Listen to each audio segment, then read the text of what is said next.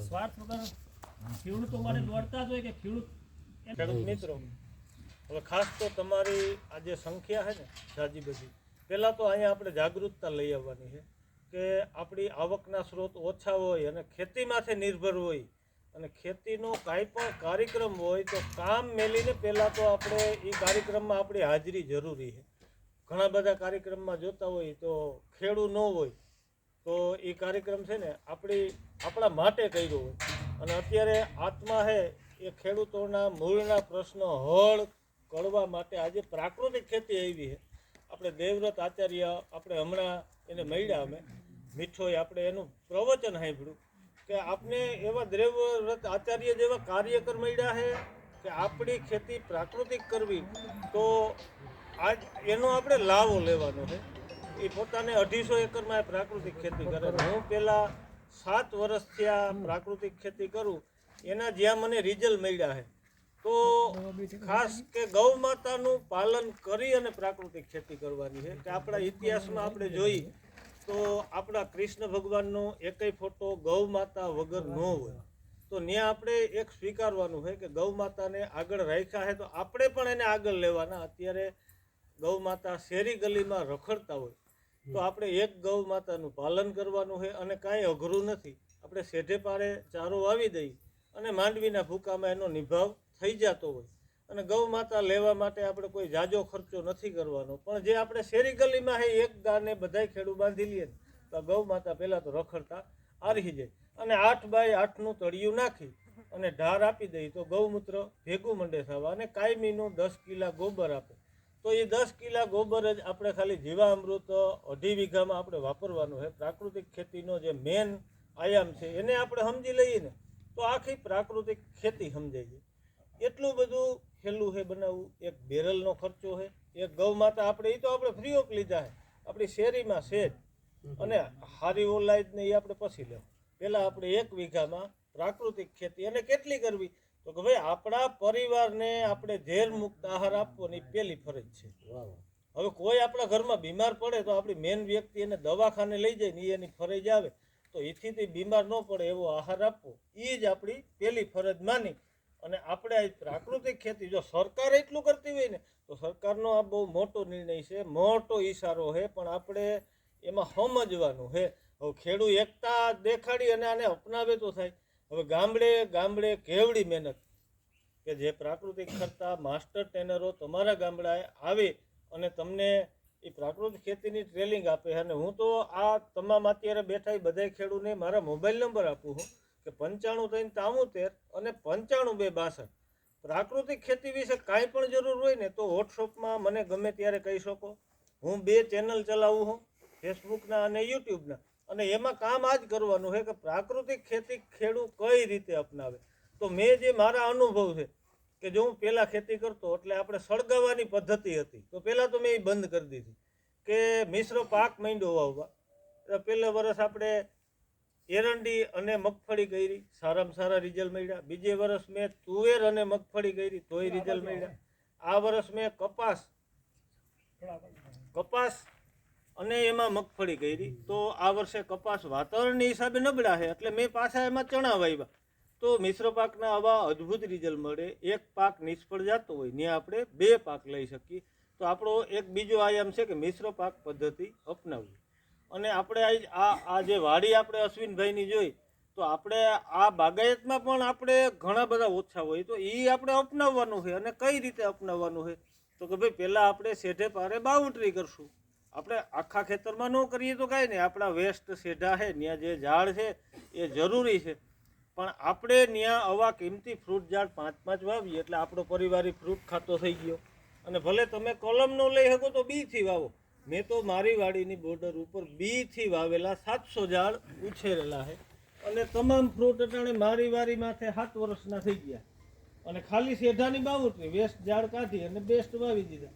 પછી અલગ અલગ મેં વનસ્પતિ ભેગી વાવી કે મારે દવા બનાવવી હોય મારા મોલમાં છાંટવા તો મારે ક્યાંય લેવા ન જવું પડે. એક રાઉન્ડ મારું એટલે 35 પ્રકારની જે વનસ્પતિ છે એના પાંદનો આપણે યુઝ કરવાનો છે. દાખલા તરીકે જામફળી અને સીતાફળી આ તમે ખાલી 2ને પકડો ને તો એ 2ના પાન છે ને એ હારામાં હારી ઈરને માર નાખે ને એટલું કામ કરે છે. તો આપણે આમાં જે 10 પરણી બનાવવું એ 10 પરણીના અદ્ભુત રિઝલ્ટ અને આપણે ક્રમવાર હાલવાનું છે.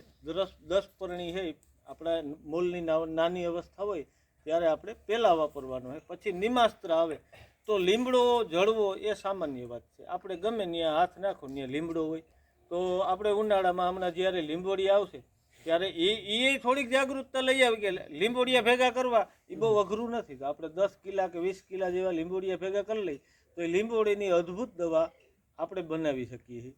અને આ જે ખેતી છે ને એમાં કોઈ એટલો ખર્ચો નથી, ઓછા ખર્ચે કરવાની છે. અને 1 વીઘામાં તો મારી ખાસ ભલામણ છે કે બધાય અપનાવો, આપણા પરિવાર પૂરતું કરીએ. અને હા, અને મોટો ખેડૂત છે ને એ 2.5 વીઘામાં અપનાવે. અને જે ખેડૂતને રિઝલ્ટ મળ્યા છે, મને રિઝલ્ટ મળ્યું, હું મારી 28 વીઘામાં અપનાવું છું. પણ ક્યાંક ને ક્યાંક આપણે એક પગલું નહીં ભરીએ ને ત્યાં લગી તો નકામું છે.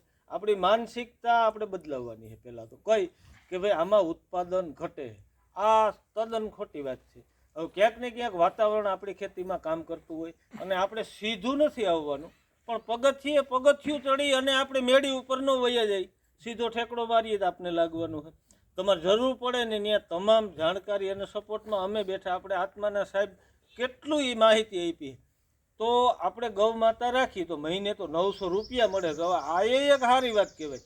અવડો બધો સપોર્ટ એ ક્યાંય ન મળવો. અને આપણે પછી જો હવે આપણું મોલ ઉત્પાદન થાય ને એનો ભાવ તમે ધાર્યો લઈ શકો.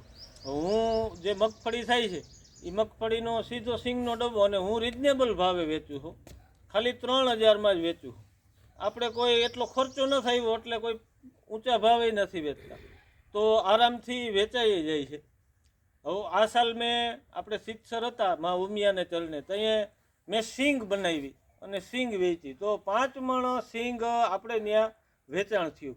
તો સિંગ દાણામાં આપણે ડબલના ભાવ મળતા હોય. 45,000ની ખાંડી આપણી માંડવી જાય ને એટલો ભાવ મળતો.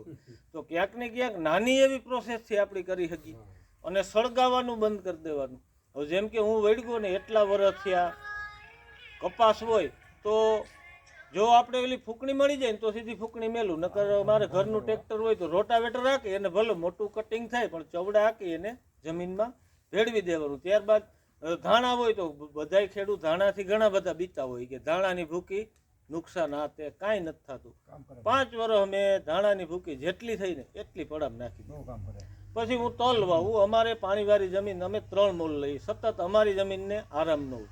તો આ 3 મોલ હોય. પહેલે વર્ષ મારે માંડવીનો ભૂકોય પહેલ્યો તો મેં એ નાખી દીધો, ધાણા વાવ્યા એ નાખી દીધી, અને તલ વાવ્યા તો તલની ભૂકી પડી ગઈ. હવે વિચાર કરો કે આ ખાતર કેવડું થયું કે તમે દેશી ખાતરના એક ખર્ચો નીકળી જાય, આ વેસ્ટ પરાળ જ નાખી દેવાની. અને જીવામૃત દઈને તો એ 2 મહિનામાં તો સડી જાય. આમાં એટલા બધા બેક્ટેરિયા છે. અને ઘન જીવામૃત આપણું પાયાનું ખાતર, આપણે ઘન જીવામૃત છે કે આપણે 200 કિલો ઘન જીવામૃત હોય એ વીઘે વાપરવાથી આપણે જે ટોલિયું મોઢે ખાતર નાખ દઈએ ને 200 કિલોમાં રિઝલ્ટ આવે. કઈ રીતે આવે તો કે ભાઈ આપણી જે ચોકીમાં આપણે ખાતર હેડવીએ ને તો ટેમ્પરેચર આવે, આપણે એમાં હાથ નથી રાખી શકતા.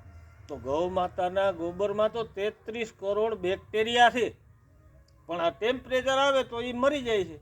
તો આપણે એને ઠંડુ રહીએ ને એ રીતે હેડવવાનું છે.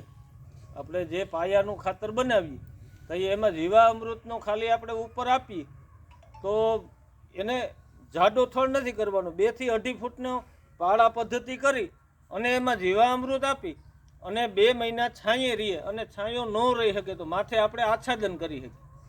આ રીતે ઘન જીવામૃત તમે 200 કિલો નાખી અને ટ્રાય કરો. ટોલી એક ખાતર જે કામ કરે ને એ 200 કિલો કરી શકે. પણ આમાં જીવતા છે બેક્ટેરિયા, ઓમાં મરી ગયા છે. આપણે બેક્ટેરિયાને સમજવાના છે. આ બધું કામ જ જો બેક્ટેરિયા કરતા હોય, બીજું કોઈ નથી કરતું. એ કદાચ તમે ડીએપી કે એનપીકે નાખો ને એ મૂળ ઝાડના મૂળ લેતા નથી. બેક્ટેરિયા એને ખોરાક બનાવી અને મૂળથી આપે ને તો જ લે. તો આપણે આ એક જ બેરલમાં તમામ બેક્ટેરિયા જીવામૃતમાં આવી ગયા. તો આપણે અપનાવવાનું છે. અને ખેડૂત મિત્રો ખાસ મારી એક અપીલ છે કે 1 વીઘામાં અપનાવો. આપણું ભવિષ્ય બદલતું હોય ને તો ત્યાં પહેલાં આપણું ગામ હોવું જોઈએ, એવી આપણી લાગણી હોવી જોઈએ. આપણે સલાહ સૂચન માટે બધાય હાજર થઈ. તો ક્યાંક ને ક્યાંક આ અપનાવો એવી પ્રાર્થના. જય હિન્દ, જય કિસાન.